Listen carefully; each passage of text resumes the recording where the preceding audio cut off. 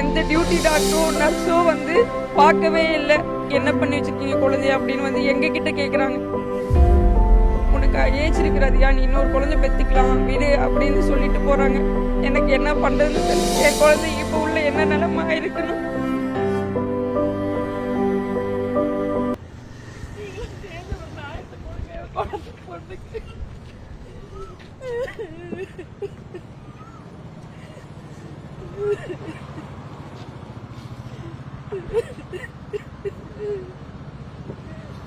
கண்டுகளை வச்சு காப்பாற்றுவேன்.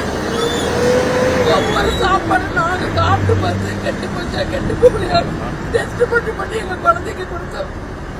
கடைசியில் இவங்க ஜனட் ஹாஸ்பிட்டல் குழந்தைங்க கொடுத்தாங்க. யாருமே ஜனட் ஹாஸ்பிட்டல் போயிடாதீங்க. எங்களுக்கு வந்து நிலைமை எதிர்க்க கூட வரக்கூடாது. உலகத்தில் யாருக்குமே வரக்கூடாது. திருச்சி ஜெனட் மருத்துவமனையில் தான் நான் 7வது மாதத்துக்கு அப்புறம் வந்து என் குழந்தைக்கு பிரசவத்துக்காக வந்து செக் பண்ண வந்தேன். மே 19ஆம் தேதி செக்கப்புக்காக போனேன். என்னை அப்போ வந்து உங்களுக்கு வந்து நீங்கள் அட்மிட் ஆகுங்க அப்படின்னு சொல்லி என்னை அட்மிட் பண்ண சொன்னாங்க. நானும் அட்மிட் ஆகிட்டேன். அடுத்த நாள் வந்து ஜெல் கொடுத்து எனக்கு வலி வர வச்சு 3:24 என் குழந்தைய வந்து எடுத்து கொடுத்தாங்க. எடுத்து கொடுத்து 6 மணிக்கு வந்து வார்டில் எனக்கு கொடுத்துட்டு அடுத்த நாள் காலையில் 7 மணி வரைக்கும் வந்து எந்த டியூட்டி டாக்டரோ நர்ஸோ வந்து பார்க்கவே இல்லை. நாங்கள் வந்து போய் ஒவ்வொரு டைமும் நர்ஸை கூப்பிட்டு வந்து குழந்தைக்கு பால் வந்து எனக்கு பால் வராதனால வந்து குழந்தைய வந்து பால் கொடுங்க எப்படின்னு கேட்டதுக்கு பால் பவுடர் எழுதி கொடுத்து நர்ஸு வந்து கொடுத்தாங்க. டியூட்டி டாக்டர் வர சொல்லுங்க அப்படின்றதுக்கு இதுக்கெல்லாம் டாக்டர் வரமாட்டாங்க, நான் தான் வருவேன்னு அந்த நர்ஸு வந்து ஹார்ஷாக பேசி ட்ரீட் பண்ணாங்க. அதுக்கப்புறம் 7 மணிக்கு குழந்தை ஒரு மாதிரி அனுத்துற மாதிரி இருக்குன்னு திருப்பி நாங்கள் போய் நர்ஸை சொன்னதுக்கு அதுக்கப்புறம் NICUவில் பார்த்ததுக்கு என்ன பண்ணி வச்சிருக்கீங்க குழந்தைய அப்படின்னு வந்து எங்கள் கிட்ட கேட்குறாங்க. டியூட்டி டாக்டரோ நர்ஸோ வந்து எதையுமே பார்க்கல. 36 வாரத்தில் பிறந்த குழந்தைய எங்கள் கையில் கொடுத்தது மட்டும் இல்லாமல் வந்து எந்த ஒரு மானிட்டரும் பண்ணாமல் குழந்தையவே இல்லாமல் பண்ணிட்டாங்க. இப்போ சொல்லப்போனால் கொண்டுட்டாங்கன்னு தான் சொல்லணும். இது முழுக்க அந்த ஜெனட் ஹாஸ்பிட்டலோட மெடிக்கல் நெக்லிஜென்ஸ் தான்.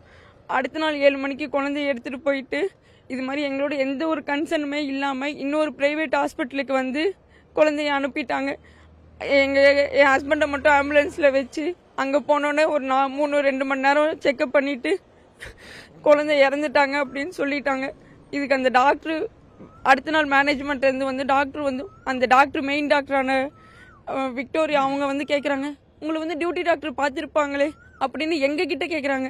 ஒவ்வொரு இதுவும் இது பண்ணி உனக்கு ஏஜ் இருக்கிறாதியா, நீ இன்னொரு குழந்தை பெற்றுக்கலாம் வீடு அப்படின்னு சொல்லிட்டு போகிறாங்க. எனக்கு என்ன பண்ணுறதுன்னு தெரியல. என் குழந்தைக்கு இப்போ உள்ள என்ன நிலைமை இருக்கணும். 21ஆம் தேதி இறந்தும்போது இவங்க அடக்கம் பண்ணிட்டு GH ஸ்டேஷன்ல வந்து கம்ப்ளைண்ட் கொடுத்துருக்காங்க. அந்த கம்ப்ளைண்ட் அடிப்படையில் இவங்கள்ட்ட எழுதி வாங்கிட்டு மட்டும் அப்போ அனுப்பிச்சு விட்டாங்க. திரும்ப 28 சம்திங் தேதியில போனபோது கம்ப்ளைண்ட் எடுத்துக்கிட்டு எதனால நடந்துச்சுன்ற போது முழுக்க பிரைவேட் ஹாஸ்பிட்டலோட கவனக்குறைவும் அலட்சியத்தினால மட்டும் ஏற்பட்ட இது. அதுக்கு வந்து 106 ஆஃப் BNS படி நெக்லிஜென்ஸ் ஆஃப் காசிங் டெத்தில் போடணும். ஆனால் இன்ன வரைக்கும் FIR வந்து சஸ்பீஷியஸ் டெத்லேயே போட்டு இன்ன வரைக்கும் ஃப்ரேம்லாம் சார்ஜ் பண்ணாமே இது பண்ணுறாங்க. இப்போ கேட்டது கூட போலீஸ் என்ன சொல்கிறாங்கன்னா, நாங்கள் சார்ஜஸ் ஃப்ரேம் பண்ணுற போது 106 போட்டுக்கிறோம், இன்வெஸ்டிகேஷன் முடிஞ்சுதான் அதை சொல்ல முடியும் அப்படின்றது தள்ளி போட்டுக்கிட்டே இருக்காங்க. வேற ஒன்றும் இல்லை. காவல் நிலையத்தில் கம்ப்ளைண்ட் கொடுத்தபோது இவங்களை கூப்பிட்டு எழுதி வாங்கிட்டு மட்டும் அனுப்பிச்சு விட்டாங்க. மேற்கொண்டு நாங்கள் தான் மனுவை ரிஜிஸ்டர் போஸ்ட் மூலியமாகவும் நேரடியாகவும் பார்த்து DCட்டையும் கமிஷனர்ட்டையும் கொடுத்தோம்.